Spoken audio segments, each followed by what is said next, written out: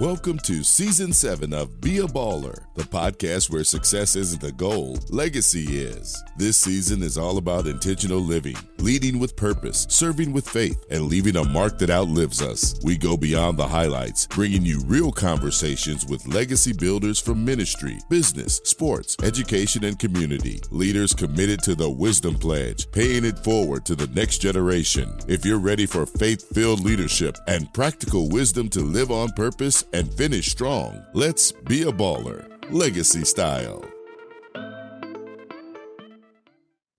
Welcome to Be a Baller podcast, where we explore what it really means to win in life, leadership, and legacy.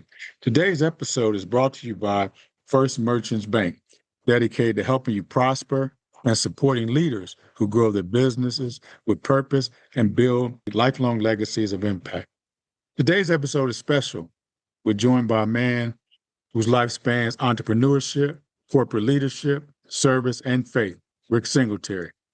From being the son of a Tuskegee Airman to building the nation's largest Black-owned retail establishment to excelling across multiple industries for decades, Rick's journey is a testament in resilience, reinvention, and purpose.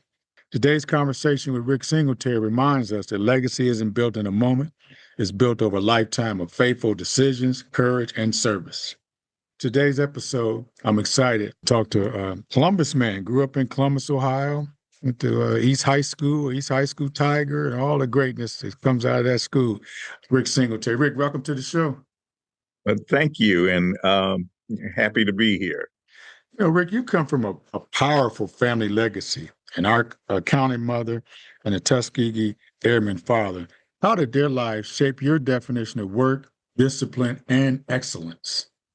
Well, Jim, you know, when you're young, you don't realize the impact that family has on you. The older you get, the more you appreciate it. I mean, growing up, I had a great appreciation, obviously, for my parents, great appreciation for my siblings. But as you grow older and you see, other family units and so forth that maybe don't function as well, it makes you appreciate the family that you have. My mom was incredible. She was one of those types of persons who could, just when it was necessary, she could stretch a dollar like nobody else I've ever seen. She made sure that we were well fed, well dressed, and well educated. Having a dad was kind of forward in his thinking was also a plus.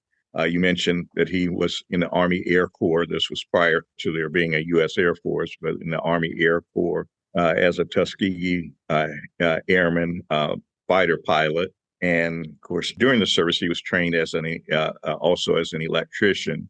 And when he, after World War II, when most of the Tuskegee Airmen were reassigned to Rickenbacker Air Force Base, that's how my side of the family made it to the Columbus area. All the family, most of the other family remained in Georgia. My mom's siblings and their families, but we were the only ones to leave Georgia during that time. But my dad established an electrical contracting business and was for a very long time, was the only Black electrical contractor in the Central Ohio area, and had a small fleet of trucks. Had a modest staff of only about five folks working for him, but it was something to be proud of. My brother and I would get up early on Saturday mornings, and we would go out to his shop, and we would spend 2 or 3 hours sorting things in the shop for him. And we were very proud of both of our parents. You grew up in that East High School bubble, in the near side of Columbus. Yes. As you look back at your high school years, I know you're involved in student leadership, athletics, and a great academic student as well. What habits formed then that you still rely on today? Well, Tim, when you look back on your life and you realize, again, maybe not, you don't realize it as much at that time, but you look back on all the people who have shaped your life. We had some incredible teachers, incredible administrators in all of the schools that I attended, and especially, Champion Junior High, Monroe Junior High, and East High School. Just incredible. They were there for the right reason, to try to educate, to mold these young minds, and to do everything they could to make them students successful. So it was just an incredible experience. I hear to this day people who talk about how awful their high school experience was, and mine was just the opposite. I enjoyed every moment of it. When it got to the end, I didn't want to leave. I mean, really, it was awesome. Oh, that's awesome. That's awesome. Uh, the story is you started as a bagger at Kroger's. Hmm. It was but actually, we go back before then. I'm sure you always been an entrepreneur, always been a worker. So take us back to that journey of beginning at Kroger's. Well, the only real job I had before Kroger was carrying the morning paper, the Columbus Citizen Journal, 4 o'clock in the morning, 6 days a week. When I was old enough to apply for a job at Kroger, I was following the footsteps of my sister and my brother. My sister, when she was in school at East High School, started working at the Kroger store on Greenway Avenue. And when my brother was old enough, he got a job at the Kroger that was at Town and Country Shopping Center. When I was approaching my 16th birthday, I contacted the store manager who had hired my sister at Greenway, who was then at the Kroger store at 25th in Cleveland, and bugged him and bugged him and bugged him until he finally said, "Okay, you can start next week." And just an incredible experience.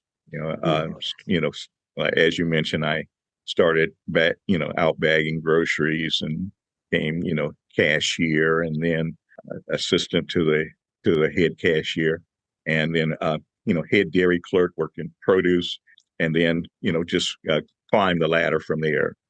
Eventually became a assistant manager, store manager, grocery merchandising representative. So it was a very good experience. Story is that Kroger's was not your first choice. The business was not your first choice in college. I know you bought ROTC and all that. Can you talk about what you really went there for? Yeah, I had a passion. I had wanted to become a commercial pilot. Mm. And most commercial pilots, at least back in that era, came from the military. Yeah. And I was in ROTC, Air Force ROTC at Ohio State. I was taking their aviation courses. However, they did not have a degree program in aviation. In fact, at that time, there were only 2 universities in the country that had degree programs in aviation. And it was a long wait list to get into those. So I took the aviation courses that I could. I joined the OSU Flying Club, which was a great experience. And soon after joining, I was, elected vice president. In the ROTC program, I was planning on going into the advanced program. And in the advanced program, of course, you commit to it depends on which branch that you're, whether it's Army or Air Force or Navy. But for the Air Force, you had to commit yourself to 6 years of service once you completed your education at Ohio State. At that time, about everyone going into the military were going to Vietnam, and so I had to do some serious thinking as to whether or not I preferred to go that route or not. Had some very serious conversations with family members, especially my mother and father. Of course, as most moms, my mom did not want me to go put myself in a position of going to Vietnam. But of course, my dad, having been a fighter pilot in World War II, was encouraging me to make that step into the advanced program. But ultimately, I decided not to go that route. I left Ohio State and went to Mid-America Pilot School, and I was taking, pilot courses there. And then I got the gut punch. I found out that in order to fly commercially, that you had to be between 5'9" and 6'4". Couldn't be any shorter than that or any taller than that. So I didn't quite make it to 5'9". So that dashed those dreams. You know, that height requirement has since been relaxed a bit. There's still some there. Some height requirement, but it's not as stringent as it was back then. Wow. So anyway, with those dreams dashed, I decided to stay with Kroger and see where life would take me. And so I ended up spending 15 and a half years with Kroger before making the move to design and build the Singletary Plaza Mart. You left a secure corporate career job, 15 years at Kroger's, to build Singletary Plaza Mart. What gave you the courage to take that leap? And who was that one person that really encouraged you? Well, I had a lot of people who were encouraging me. I had for some time wanted to own my own business. When I wasn't looking at anything on the scale of a supermarket, but I was looking into franchises and so forth. But there was one person in particular who knew that I wanted to eventually own my own business, and he would often call me when he would hear of something that he thought I might be interested in. Coincidentally, he was the person that I was named after. His name was James Rickman, who was an attorney there in Columbus, and the people know me more as Rick, but my name is James Rickman Singletary. And he would call me whenever he would hear of anything. And most of what he would call me about were things that I really didn't have an interest in. One summer day back in '82, he called me and he was telling me about a supermarket project. Spoke of the Mount Vernon Plaza, which I had not been back in Columbus very long at that time. And I wasn't aware, of all the positive things that were going on in the Near East Side of Columbus. What I remembered of that area was, blighted conditions and a lot of, bars and a lot of seediness. So when he told me where it was located, I didn't have an immediate interest. Also, when he told me about what the terms would be as far as, the monies that I would have to put forward and then the loans that were already in place for the operator of this business, it all seemed a little far-fetched, but he encouraged me to at least go meet with the folks who were doing the development. And what I mean by that, phase one of the development was the Mount Vernon Plaza with its, shops, residences, and high-rise senior complex. And along with that, there were a couple of major anchors, like there was a major bank and also a U.S. Post Office. It was doing fairly well, but all marketing surveys indicated that what was needed for that area was a major draw, like either a major supermarket or department store, because that area had been kind of cut off when Interstate 71 went through Columbus. It cut off Mount Vernon from the downtown area and Long Street as well. So phase two of the Mount Vernon Plaza project was for a major draw to bring more commerce into the area. And phase one was completed during the Carter administration. In fact, Jimmy Carter dedicated the Mount Vernon Plaza when it opened. And the loans that were supposed to be in place for that phase two were made during the Carter administration under the Economic Development Administration. Well, fast forward to when I got involved in the project, I put my required money into escrow, but all the loans that were supposed to immediately fall in place did not, because by that time, Reagan was in office, and one of his first priorities when he got in office was to dismantle the Economic Development Administration. So I was pretty much out there on a limb at that time. I had left Kroger, had by this time spent about a year in the planning planning stages, had worked with the architects to draw, to draw up all the plans and so forth. And I had to do a serious pivot. I had to try to figure out how I was going to raise about $1.6 million to complete the project. And there were many challenges and there were a lot of setbacks, but eventually it all came together. And ironically, George Bush Sr. was the one who was vice president at the time, who kind of removed some of the political barriers that were preventing things from happening. But there were so many local and state politicians and also business folks who were very interested in trying to make sure that this happened. I would like to be able to name all the folks who were part of that, but the list would be too long for a short podcast. But at some point, maybe we'll have a round two, and I can go into more detail about all the on behind the scenes and all of those wonderful folks who work to make it happen. It's tough. When Singletary Plaza Mark opened, it was the nation's largest Black-owned retail establishment. What did that moment mean to you personally, and when you think back on it historically? Well, what it meant to me personally was the area itself had challenges. And what it meant to me was having a mechanism to keep dollars flowing within that community. There was no major supermarket. There were a couple of smaller supermarkets in the area. But for the most part, when it was time to do their major shopping, they were driving out of the community, or not necessarily driving. Some were having to take buses or cabs. They were going to Kroger and Big Bear to do their shopping. All those food dollars were leaving that community.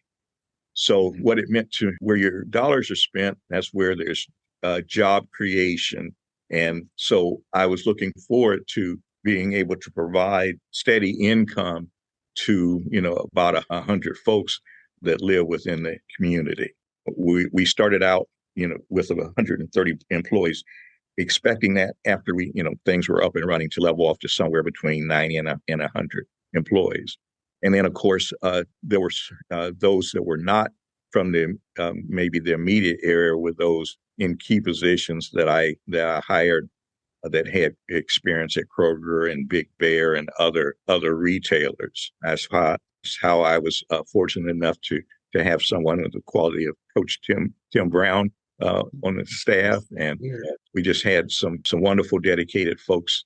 Not just that key staff, but most of the staff that we hired, very dedicated to making that project work.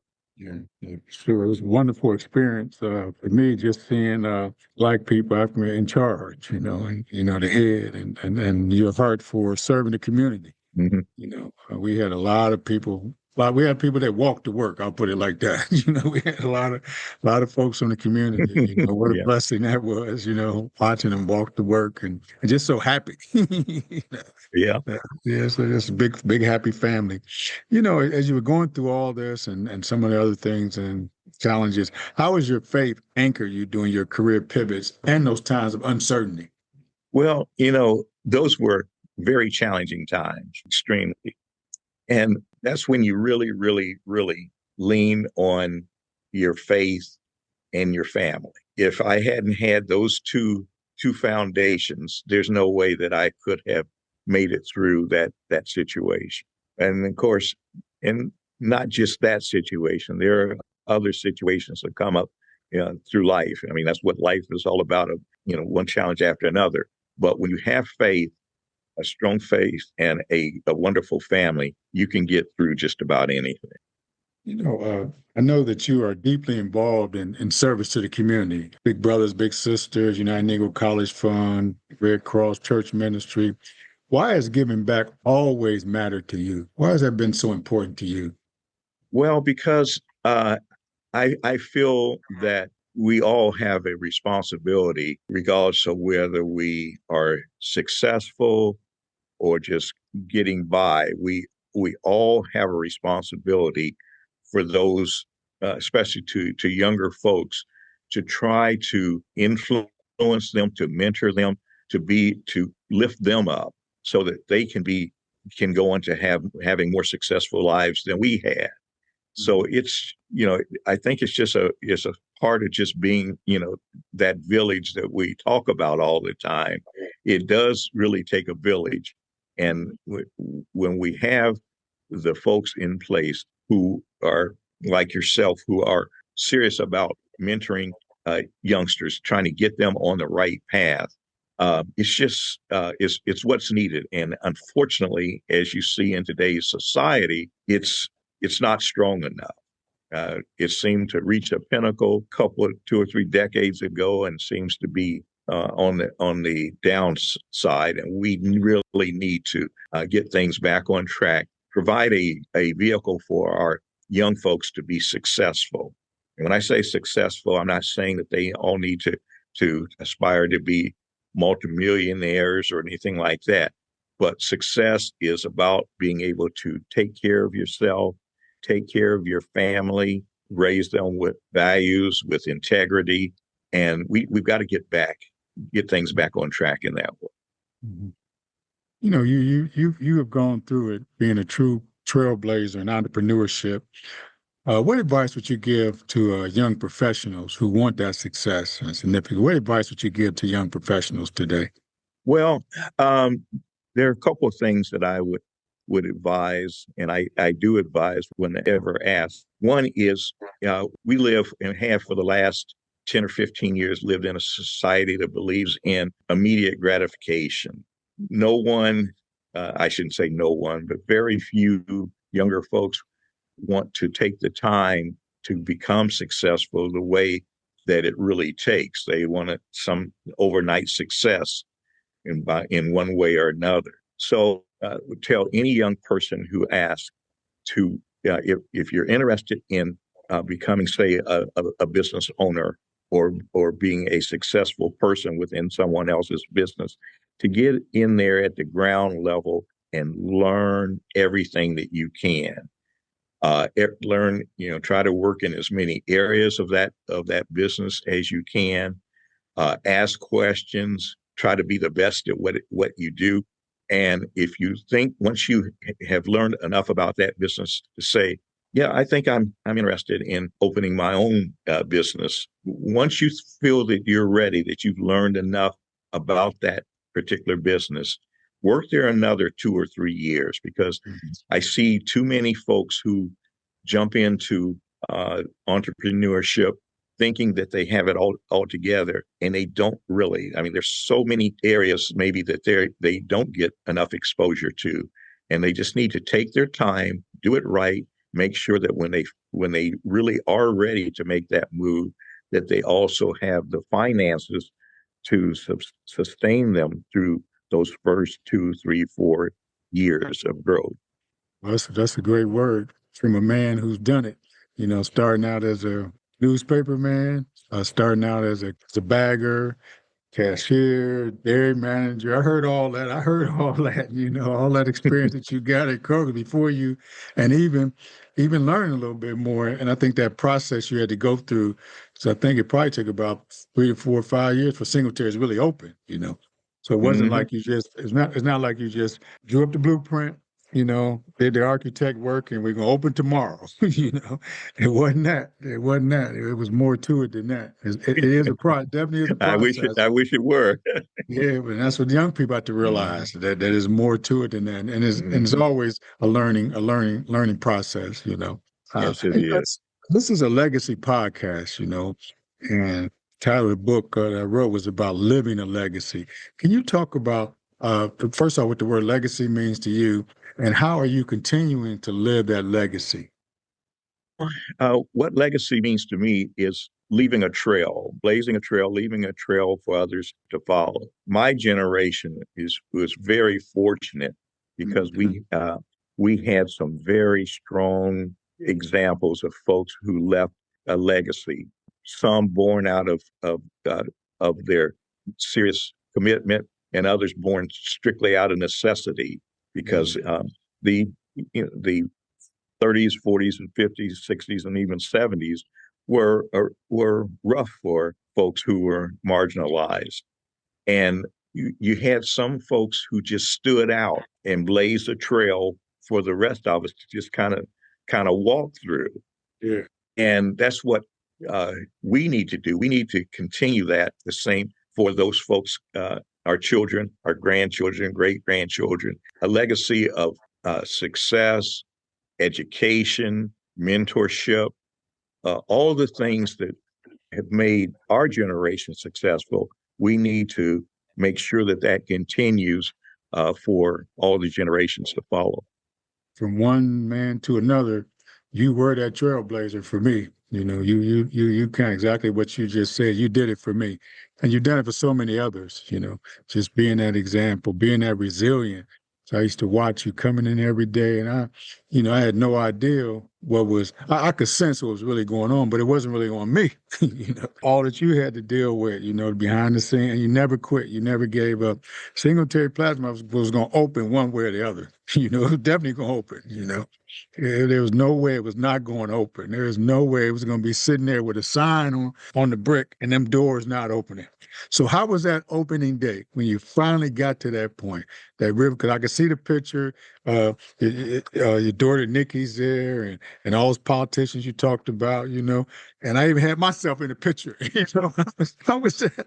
How was that? How was that? What was that feeling like that day when Singletary Plaza Mart finally opened?